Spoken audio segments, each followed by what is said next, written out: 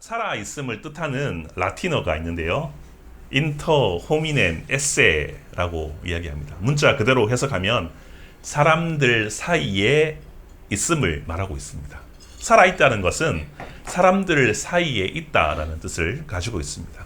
즉 살아있는 사람들은 사람과 관계를 맺는 사람들이라는 거죠. 반대로 죽다라는 것은 인터 호미넴 에세 다시네레 사람들 사이에 있지 않는 것이라고 합니다. 죽는다는 것은 사람들 사이에 있지 않다라는 것이죠. 사람들과 교제하지 않고 관계를 맺지 않는 사람들은 사회학적으로 죽은 사람이다 라고 그렇게 정의를 내리고 있습니다. 더 나아가서 성경 말씀은, 하나님 말씀은 신학에서 하나님과 관계를 맺지 않는 사람은 그걸 넘어서 영적으로 죽은 사람이다 라고 이야기를 하고 있습니다. 사회학적으로 사람들과 관계를 맺지 않는 것도 죽은 거지만 그 한 단계 위에 하나님과 관계를 맺지 않은 사람들이 죽은 것이다, 죽은 사람이다 라고 성경은 우리에게 말씀을 하고 있습니다. 어떤 사람과 어떤 대상과 접속하고 그와의 관계를 맺느냐에 따라서 그 사람이 죽어 있고 혹은 영적으로 죽어 있고 사회적으로 죽어 있고 때로는 육신적으로 죽어 있을 수가 있다는 것이죠. 여러분은 어떤 대상과 가장 많이 접속하고 계십니까? 하나님과 기도라는 그런 포털을 통해서 하나님과 관계를 얼마만큼 맺고 있습니까? 말씀을 통해서 하나님과 교제하는 것이 우리 일상 가운데 얼마만큼 할애되고 있습니까? 우리가 6개월 정도 계속 사무엘상을 보고 있는데요. 거의 막바지에 온 것 같습니다. 사울이 길보아 산에서 죽기 전에 일어난 사건이 바로 오늘 28장의 내용입니다. 하나님과의 단절된 삶을 살기로 고집한 사울의 최후가 점점점 다가오고 있다는 것이죠. 오늘 말씀이 우리에게 어떤 말씀으로 다가오는지 우리가 집중해서 한번 생각하고 말씀을 들어가 보기로 하는데요. 28장에서 오늘 보면 파멸로 향해 가는 사울의 행보를 보게 됩니다. 앞서 25장에 사울이 죽었다라는 것을 이야기하는데 오늘 한 번 더 그 이야기를 더 하고 있습니다. 앞에 있었던 일들을 앞에 있었던 어떤 사건과 오늘 28장에 있었던 사건을 그 연관성을 설명하기 위해서 끄집어내는 기법이라고 문법적으로 이야기하고 있습니다. 사무엘은 과거 이미 죽었고요. 그리고 사무엘과 박수무당, 이 사울이 박수무당과 신접한 사람들을 이미 쫓아내 버렸습니다. 그런데 이것을 오늘 반복적으로 언급하는 것은 엔돌의 무당을 찾아갈 수밖에 없었던 이 저자의 다급한 의도가 거기에 숨겨져 있습니다. 지금 블레셋과 한참 전투를 벌이고 있습니다. 전투 중에 많이 밀리고 해서 고지를 빼앗기고 있습니다. 그래서 블레셋과 큰 전투를 앞둔 상황에서 사울은 다급하게 하나님을 찾고 있습니다. 하나님과의 관계를 평소에 하지 않고 결국은 자기가 죽을 위기에 놓여 있는 그 상황 가운데 땅을 거의 다 잃어버리고 최후의 그 마지노선에 이렇게 배수진을 치고 거기서 지금 하나님을 찾고 있는 모습이 오늘 사울의 모습인 것이죠. 이러다가 블레셋에 다 먹힐 것 같다. 어떡하지? 하나님께서 선지자를 통해서도 그리고 우림과 둠밈을 통해서도 꿈에서도 나타나지 않는다. 어떻게 하면 좋을까? 이러다가 우리 다 죽어. 이런 상황에서 사무엘이 이런 생각을 한 것이죠. 먼저 4절 말씀을 같이 한번 읽어보도록 하겠습니다. 28장 4절 말씀입니다. 같이 읽겠습니다. 블레셋 사람들이 모여 수넴에 이르러 진침해 사울이 온 이스라엘을 모아 길보아에 진쳤더니 블레셋 사람들이 가드에서 출발해서 무려 북동쪽으로 120km나 진격한 상태입니다. 가드 지역에서 북동쪽 이스라엘 쪽으로 120km나 밀고 들어와서 지금 어디에 진을 쳤습니까? 수넴에 이르러 진을 쳤다라고 이야기를 하고 있습니다. 그리고 수넴에 진치자 블레셋은 수넴 지역이 잘 보이는 맞은편 길보아 산에 진을 치게 됩니다.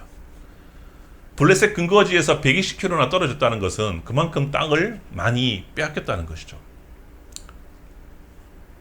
서울에서 대전 앞까지 쳐들어 온 것입니다. 사울은 블레셋군을 보자 사울의 마음이 두려움으로 변하게 됩니다. 더 이상 밀리다가는 이러다가 다 죽겠다는 생각한 것이죠. 일생 가운데 가장 위기감을 겪고 있는 모습이 지금 사울의 현실인 것입니다. 이러다가 다 죽고 마지막이 될 수 있겠다. 순간 하나님께 묻게 됩니다. 아마 이렇게 물었을 것입니다. 하나님, 블레셋이 텅비까지 쳐들어왔습니다. 승리의 하나님께서 이 전쟁에서, 이 전투에서 우리를 구원해 주십시오 라고 그렇게 간구했을 것입니다. 5절과 6절 말씀을 같이 한번 읽어보도록 하겠습니다. 사울의 심령을 볼 수 있는데요. 5절 말씀과 6절 말씀을 같이 읽겠습니다. 시작. 사울이 블레셋 사람들의 군대를 보고 두려워서 그의 마음이 크게 떨린지라. 사울이 여호와께 묻자오되 여호와께서 꿈으로도 우림으로도 선지자로도 그에게 대답하지 아니하시므로.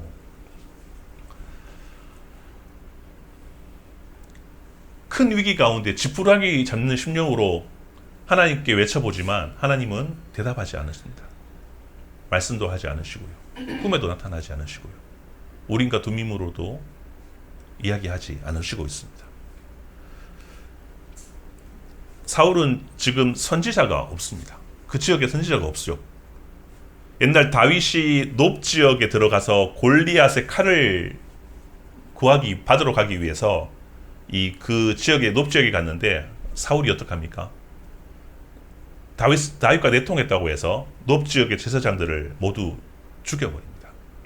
그리고 유일하게 남아있는 도망쳐서 살아있는 아비아달 선지자가 있는데 아비아달은 지금 누구랑 있습니까? 다윗과 함께 있습니다. 사울에게는 그 누구도 하나님의 말씀을 전달해주고 이야기해줄 사람이 없다는 것이죠. 죽었다는 것입니다. 영적으로 죽었다는 것이고 결국은 육적으로도 죽고 영원한 지옥불에 갈 수밖에 없다는 것입니다. 오늘날 많은 사람들이 예수 믿는 사람들이 이야기를 합니다. 교회 와서는 이런 이야기 저런 이야기 하나님에 대해서 이야기하지만 예배 끝나고 돌아가면 평소에 만나면 그런 신앙적인 이야기, 말씀적인 이야기들을 거의 나누는 것이 보지 못합니다. 마치 사울처럼 그렇게 신앙생활을 하고 있는 모습을 보게 됩니다. 저와 여러분은 어떻습니까? 다윗처럼 항상 말씀을 읊조리고 하나님을 묵상하고 하나님께 붙어있는 모습을 그런 모습으로 살아가는 우리 자신의 모습인지 아니면 사울처럼 정말 필요할 때만 하나님 지금 죽게 되었습니다. 나를 구원해 주십시오 라고 이렇게 이야기하는지 자신을 돌아보면 자신이 어떤 상태인지 잘 알 수 있을 것입니다. 합법적으로 하나님을 만나는 통로가 다 끊기자 하나님이 금지하신 방법을 찾아냅니다. 아하! 신접한 여인을 통해서 사무엘을 불러내자. 그러면 뭐라도 이야기해 주시지 않겠나 라고 생각해 본 것이죠. 사울은요, 그 신접한 여인을 만나기 위해서 출발할 때에 옷을 벗고 다른 옷을 입고 변장을 했다라고 말씀을 하고 있습니다. 8절 말씀을 같이 한번 읽어보도록 하겠습니다. 8절입니다. 시작. 사울이 다른 옷을 입어 변장하고 두 사람과 함께 갈새 그들이 밤에 그 여인에게 이르러서는 사울이 이르되 청하노니 나를 위하여 신접한 술법으로 내가 네게 말하는 사람을 불러 올리라 하니. 밤에 옷을 갈아입고 왕복을 벗고 아마도 눈에 들키지 않기 위해서 아마 어두운 옷들을 입고 아마 가지 않았나 그렇게 생각해 보는데요. 그런데 갈 때 지금 수넴 지역을 통과해서 갈 수밖에 없습니다. 수넴 지역을 적군이 있는 수넴 지역을 통과해서 지금 오늘 엔돌이라는 곳에 가기 위해서는 그 지역을 통과해야 됩니다. 그래서 아마 왕복을 벗고 다른 옷을 입었을지도 모르겠습니다. 이 변장을 왜 했냐는 의구심이 많이 드는데, 사울은 지금 그 길보아 산에 있고요. 신접한 여인은 엔돌이라는 지역이 있기 때문에 그 지역을 적군의 지역을 통과하기 위해서 그래서 변장을 했을 것이다라는 생각들을 하게 됩니다. 또 다른 이유는 뭐냐면 사울이 점수라는 사람을 모두 죽이라고 한 장본이기 때문에 이 신접한 여인에게 신분을 노출하게 된다면 아마도 그 영을 불러내지 못할 것이다, 안 할 것이다 라고 생각했기 때문에 사울 왕임을 눈치채지 못하게 그가 변장을 했을 것이다 라는 가능성이 있습니다. 두 개 다 아마 가능성이 충분히 많습니다. 그런데 신학적으로도 보면 이런 점이 있습니다. 영적으로 상징적으로 해석한다면 사울의 변장은 자신의 왕복을 벗었다라는 그런 의미를 갖고 있습니다. 왕복을 벗고 나아갔다는 것은 자신의 지위를 벗어버렸다는 것을 상징하고 있죠. 이전에 사울이 사무엘의 옷을 찢은 사건으로 인해서 사울 왕이 폐위되는 것을 예언하기도 했습니다. 옷이 얼마나 중요하냐면요, 이 라마나요스의 숨은 다윗을 추격하러 갔다가 왕복을 벗고 누워 다른 예언자들과 함께 예언하는 그런 장면도 우리가 잘 알 수 있습니다. 그리고 그 엔딩의 동굴에서도 사울 왕이 변을 보다가 다윗이 옷을 찢는, 조금 자르는 그런 이야기도 우리가 잘 알고 있습니다. 이런 것을 볼 때에 옷을 벗는다는 것은 그의 왕적 역량이 다 됐고 그가 내려와야 된다는 것을 우리에게 말씀해 주고 있습니다. 왕권이 박탈되는 것을 보게 됩니다. 동일하게 우리에게도 하나님께서 우리에게 주신 영적인 의복들을 우리에게 선물로 주셨는데,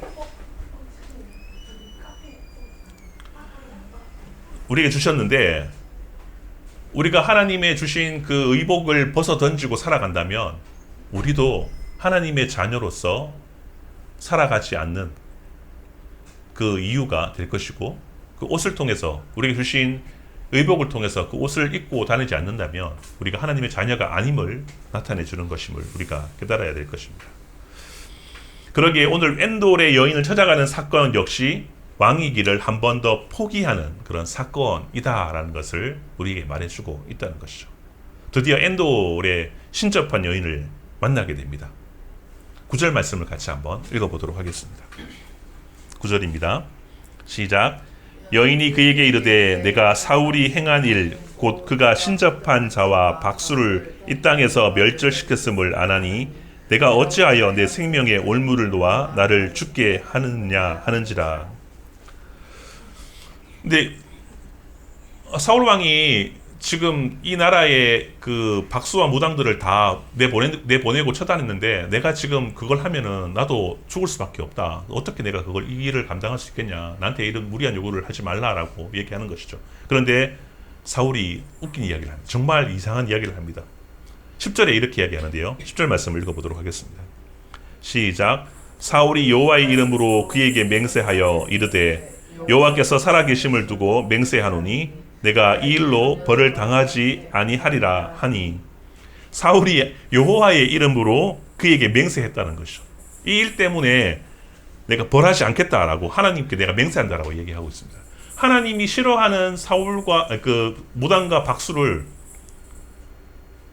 하나님의 이름을 빌려서 사울이 내가 용서해 줄게 라고 얘기한 것이죠.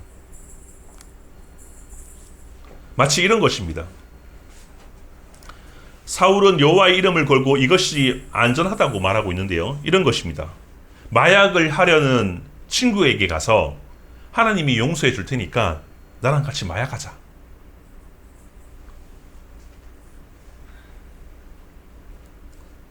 불법을 저지르려고 하는 친구에게 가서 하나님께서 용서해 줄 테니까 같이 불법을 저지르자. 이런 이야기를 지금 사울이 하고 있는 것이죠. 안심한 엔돌의 무당은 누구를 부를 것인지 묻습니다. 사무엘을 불러달라는 소리를 듣게 됩니다. 그런데 그 여인이 소리를 쳐서 사울에게 말하고 있습니다. 당신이 나를 속였다. 당신은 사울이 왕이지 않습니까? 사실 점수라는 사람들은 바람 소리나 미세한 소리를 듣고 그것을 해석해 주는 정도인데, 그런데 그날 밤 무당은 사무엘을 부리기 위해 주수를 행하기 전에 사울의 홀령이 땅에서 올라오는 것을 보고 있습니다. 한 노인이 올라오는데 그가 겉옷을 입었다는 말에 사울은 사무엘임을 직감하게 됩니다. 겉옷은 사무엘의 트레이드 마크이기 때문에 그가 사무엘의 임을 그가 직감한 것이죠. 아무리 생각해봐도 마치 하나님을 도구로 이용하면서 필요할 때마다 자판기에 커피를 뽑듯이 눌러서 내가 필요할 때만 하나님을 불러내는 그런 알라딘 램프의 요술과 같은 그런 모습을 우리에게 보여주고 있다는 거죠. 많은 사람들이 이런 모습으로 나는 그렇게 살지 않는다라고 단호하게 이야기하지만 그들의 삶의 행동의 모습을 보면 무척이나 많이 닮아 있음을 우리가 보게 됩니다. 사무엘은 사울에게 왜 나를 성가시게 하느냐라고 이야기를 합니다. 15절 말씀을 같이 한번 읽어보도록 하겠습니다.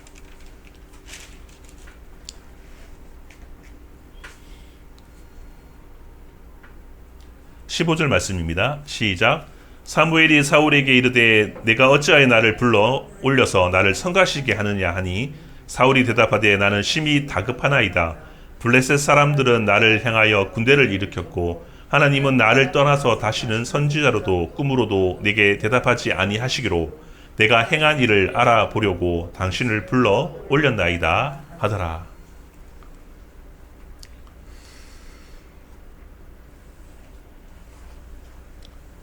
정말 필요할 때, 자기 목숨이 위태로울 때, 무덤이 들어가기 전에 마지막에 절규를 하는 모습과 같습니다.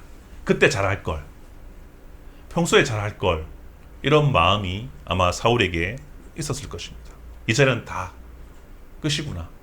친구도 떠나가고 선지자도 죽고 나를 하나님께로 인도할 사람도 주변에 없고 어떻게 보면 자신의 완강함을 통해서 아첨하는 사람들만 남아있는 그런 모습의 형국이라는 것이죠. 사무엘은 이렇게 말하고 있습니다. 내가 어찌하여 나를 불러 올려서 나를 성가시게 하느냐라고 그렇게 기록합니다. 이 질문은 사무엘의 짜증이 아니라 원문에 보니까 자신을 불러 올린 이유가 뭐냐? 너 왜 나를 불러 올렸냐? 라고 하는 그런 수사적인 질문입니다. 예전에 길갈에서 블레셋과 전투할 때 사무엘을 기다리지 못해서 자기 스스로 제사를 드림으로 순종하지 못한 사건. 그래서 실패를 경험했고요. 그 이후에도 여러 가지 하나님과 함께하지 않는 모습, 그리고 사무엘이 죽었기에 기다린다고 해도 이제 사무엘이 올 수 없다는 것을 우리가 알 수 있듯이 기회가 끝날 때, 버스가 떠날 때 마치 손을 들고 있는 모습인 것입니다. 이제 끝났어. 버스 출발했어. 기회는 끝나버렸어. 마치 이런 것입니다. 수능 시험을 보러 가는데 시험 시작을 알리는 종소리가 울린 후에 도착하는 그런 수험생과 같다는 말이죠. 사무엘은 사울의 공손한 질문에 이렇게 말하고 있습니다. 16절은 안 읽어봤지만 같이 한번 16절까지 읽어보도록 하겠습니다. 16절 말씀입니다. 시작. 사무엘이 이르되 여호와께서 너를 떠나 내 대적이 되셨거늘 내가 어찌하여 내게 묻느냐. 하나님께서 너를 떠났고 너의 대적이 되었다 라고 이야기하는 것이죠. 그렇게 오래 참으시는 하나님이시지만 끝까지 오래 참으시는 분은 아니다라는 것을 우리가 기억해야 됩니다. 하나님께서 구원은 우리에게 주어졌지만 우리가 하나님을 멀리 떠나 살면 그에게 주어지는 어려움과 위기와 그리고 여러 가지 그 삶 가운데 어려운 것들이 계속해서 우리를 넘어뜨리게 하고 공격하는 것이 끊임없이 이어진다는 것이죠.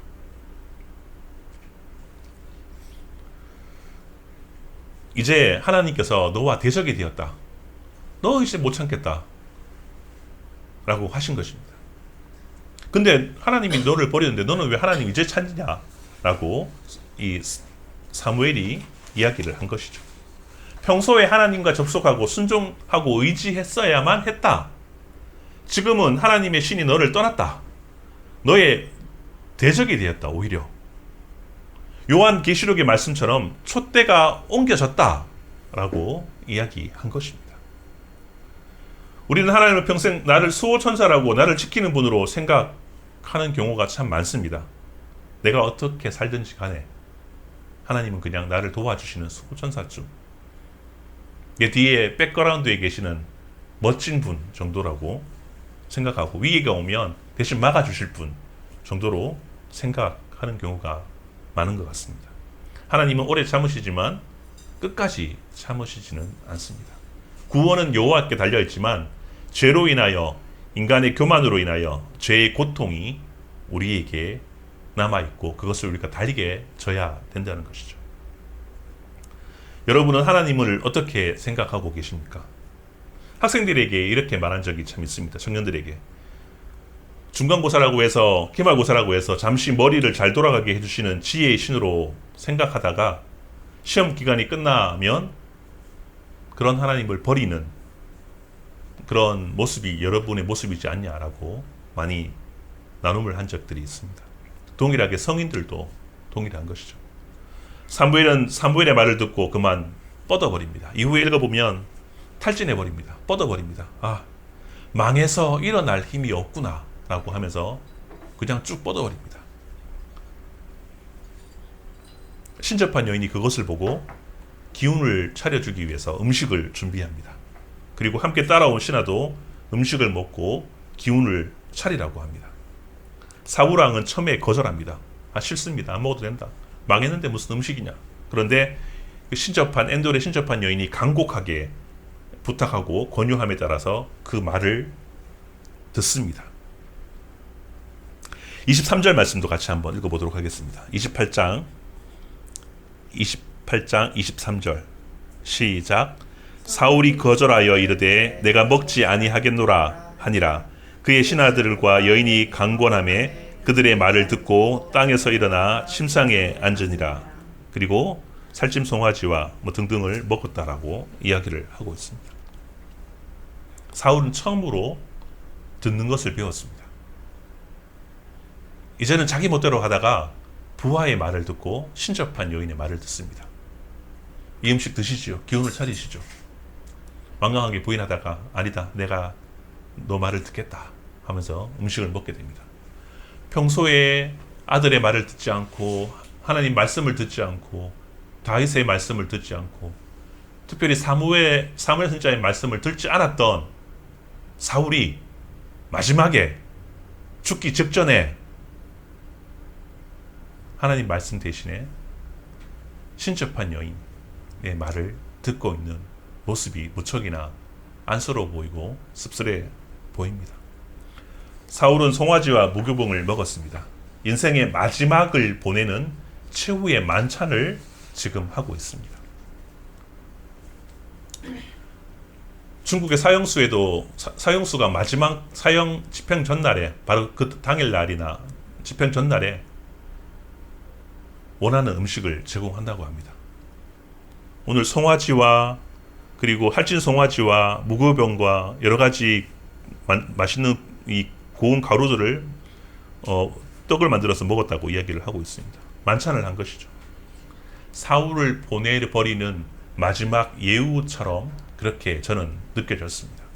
최후의 음식을 먹고 이 길보아 산에서 마지막 전투에서 죽으러 가는 모습이 그렇게 제 눈에 보여졌다는 것이죠. 말씀을 정리하도록 하겠습니다. 25장에서 사무엘의 죽음을 이야기했고요. 오늘 28장에도 과거에 있었던 이야기를 방금 또 하고 있습니다. 예전에 죽었던 이야기를 오늘 이야기한 것은 뭐냐면 이 죽음을 언급하는 점에서 이 두 장을 비교하는 것이 무척이나 의미가 있는데요. 25장에 보면 다윗이 여인을 통해서 자신의 미래에 대한 예언을 듣게 됩니다. 그리고 오늘 28장에 사울의 여인, 무당을 통해서 자신의 미래에 대한 예언을 듣게 되었습니다. 다윗에게 주어진 예언은 그의 성공이었고요. 사울에게 주어진 예언은 그의 실패고 멸망이었습니다. 사무엘상의 이야기는 과연 누가 왕인가? 또한 하나님께서 세우신 왕은 어떻게 해야 되는가? 하나님께서 세우신 나라는 어떻게 하면 성공할 수 있는가를 우리에게 잘 보여주고 있습니다. 하나님과 접속하고 있는 사람, 하나님과 교제하고 있는 사람, 하나님과 접속하지 않고 세상과 접속하고 하나님과 거리를 두고 살고 있는 사람의 차이는 우리가 겉으로 보기에는 별거 아닌 것처럼 보이고 오히려 세상과 접촉하는 사람들이 더 잘나고 잘생기고 더 잘나가 보이는 것 같고 더 잘 사는 것처럼 보이지만 결국은 죽음을 향해 달리고 있는 모습이고 우리는 하나님 나라를 위해 천국이라는 성공을 위해 달려가는 사람임을 오늘 우리에게 보여주고 있습니다. 여러분은 하나님을 통해 인생의 길을 듣고 성취하는 그리고 성공하는 인생이 되기를 간절히 축복하고 소망합니다. 하나님을 떠나 세상의 유혹이 주는 말을 듣고 거기에 따라 살다가 실패하는 인생이 아니라 다윗처럼 비록 험한 골짜기를 다니고 나를 위협하는 음침한 그 길을 다닐지라도 우리를 끝까지 인도하시고 우리 발의 등이 되시고 빛이 되시는 하나님과 동행함으로 결국은 승리로 그의 삶이 전환되었다는 것을 기억하면서 사울의 실패를 우리 가슴에 꼭꼭 씹어서 새김으로 날마다 하나님과 함께하는 저와 여러분 되기를 축복하며 말씀을 마치도록 하겠습니다. 기도하겠습니다.